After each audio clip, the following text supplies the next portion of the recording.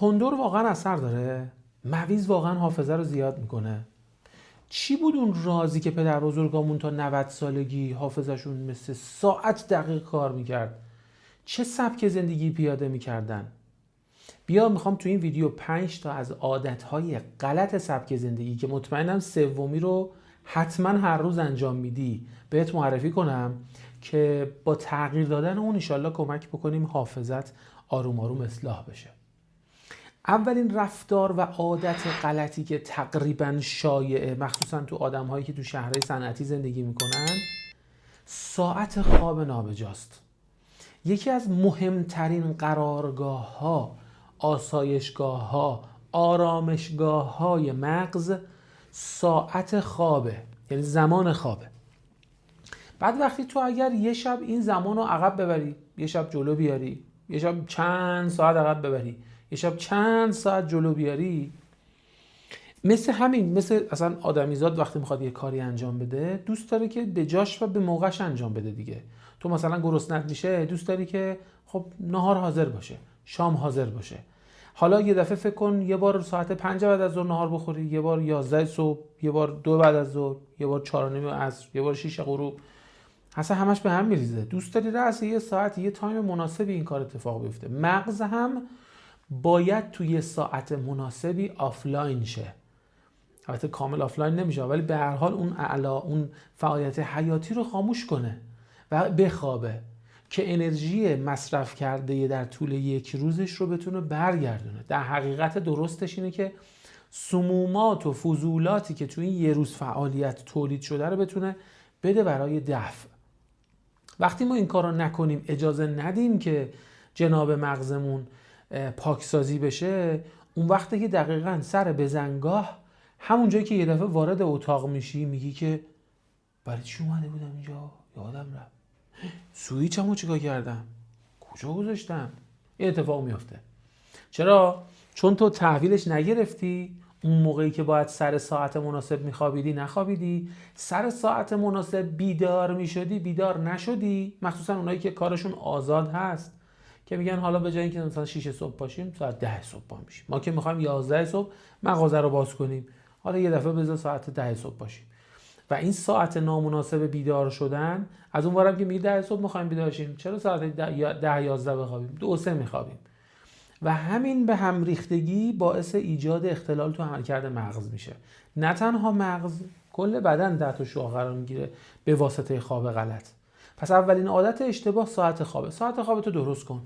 حوالی ساعت 10 شب، این بسته به مکان جغرافیایی و کار و فعالیت و فلان و اینا همه متفاوت میتونه باشه، ولی یه چیز کلی عمومیش میگیم حوالی ساعت 9 شب تا حدود اذان صبح شهرت.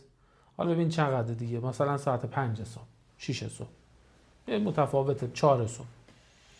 این عادت غلط اول. عادت غلط دوم چیه؟ همونیه که تقریبا همه ما مثلا یه روز در میون برای تمیزی و نظافت ظاهرمون به حمام مراجعه میکنیم و همه ما حتما یه بخشی از حمام موها و سرمون رو میشوریم. این که چه چیزی به سرمون میذاریم برای شویندگی میتونه کمک بکنه برای اینکه نابود بشه عملکرد مغزمون یا تقویت بشه. چون ما تو منابع طبی داریم یکی از چیزهایی که فوق العاده عملکرد مغز رو بهبود میبخشه صدر، ختمیه، حناه. بعد اینا کلن رفته کنار، شده در حقیقت شامپوهای شیمیایی. اینا وقتی به سر برخورد میکنه، نه یه بار، نه 2 بار، نه 1 سال، نه 2 سال، سالیان است که شامپوی شیمیایی، شامپوی غیر طبیعی داره به سر خورده میشه.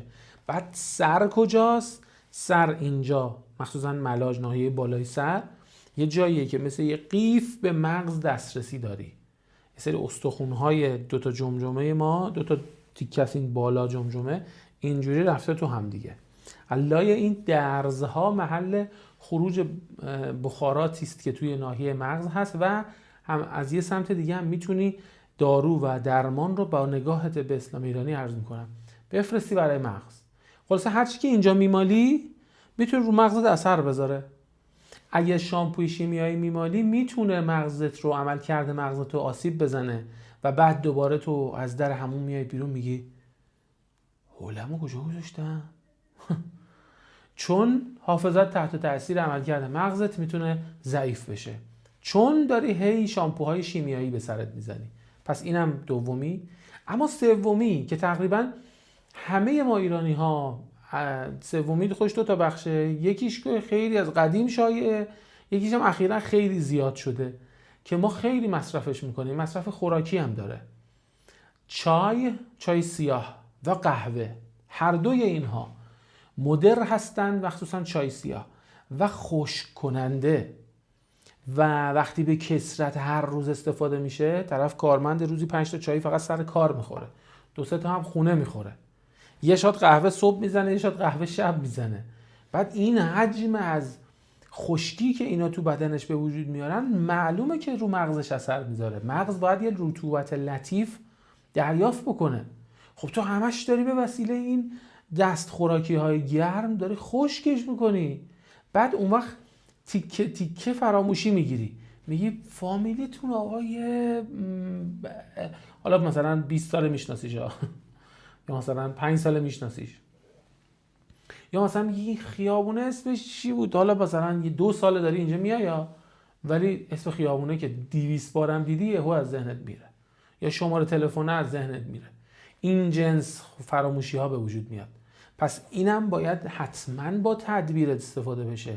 مثلا یکی از چیزهایی که میشه تدبیر کرد، مثلا چای رو، این رو هم عربها خوب انجامش میدن، هم اهالی زاهدان و سیستان و اون سمت پاکستان و هند و اینها. چای رو با شیر میخورن، شیر چای اصطلاحاً، چون شیر اصلا ماهیتاً و طبیعتاً و مزاجاً رطب مرطوبه، و چای هم که حالا خشک کنندگی داره، این دوتا میان کنار هم دیگه و رطوبت و خشکی رو نمیذارن خیلی به غیر تعادل برسه، و این مدلی استفادهش میکنن. پس اینو خیلی دقت کن بهش، سعی کن که مصرف چایت به حداقل، قهوه به حداقل اونجایی که نیاز شد، و از سایر خوراکی های گرم حداقل از آب جوش ولرم استفاده بکن. چهارمیش چیه؟ چهارمین چیزی که رو عملکرد مغز ما اثر خیلی مهمی داره و برای اتفاقا زیست شهرهای مدرن هم خیلی الان روی قرار گرفتن این موضوع تو سبک زندگی ها خیلی ترنده، عطر و ادکلون هاست. عطر و ادکلون ها و اسپری هایی که میزنیم و از مسیر بینی داره یک ماده ای به نام فیکساتور که از خانواده الکل و اتانوله مستمرا استنشاق میشه. خود این رایحه های خوبم که از مسیر سنتتیک یا شیمیایی به دست آمده هست، نه از مسیر طبیعی، لذا استنشاق مداوم اینها رو عملکرد مغز اثر میذاره. مغزت رو میتونه آروم آروم خشک کنه و دوباره ماجرای ضعف حافظه. مخصوصا تویی که روزی چند بار به خاطر موقعیت شغلی تو جایگاه اجتماعی هی مجبوری این ادکلونه رو شارژ هم بکنی. خب برو به سمت عطرهای طبیعی. عطرهای طبیعی هست، شاید به اون علی‌الظاهر عطر و رایحه این ادکلون ها نرسه، ولی اون وقت بعدها کلی هزینه رفع خشکی مغزت و رفع آلزایمرت نمی‌کنی. پنجمین موضوع هم که تو بعضی از اقشار جامعهمون خیلی دیگه راحت و به وفور استفاده میشه، اونم دودهای فاسده. دود سیگار، دود قلیون، البته الان دود هوای آلوده، ولی به حال دود سیگار قلیون رو میخوام بگم بهتون که این دود هم همون از مسیری که عطر و ادکلون میرفت، این هم از همون مسیر میره و مغز رو خشک میکنه و آسیب ایجاد میکنه و ضعف حافظه به وجود میاره.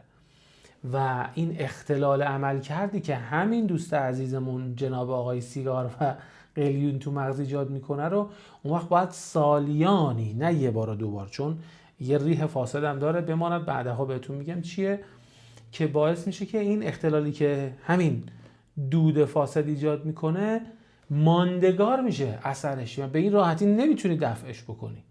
خیلی مراقبت بکنیم و خیلی راهکارهای مهمی وجود داره تو سبک زندگیامون، خودمون با دست خودمون داریم خودمون رو آسیب زده و بیمار میکنیم.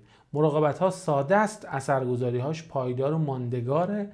بریم به سمت اصلاح سبک زندگی. ارادتمندم. حتما کانال منو سابسکرایب بکنید. از این دست ویدیو هم داشتم و دارم، ببینید اون مابقیرم. مراقب خودتون باشید. یا علی مدد.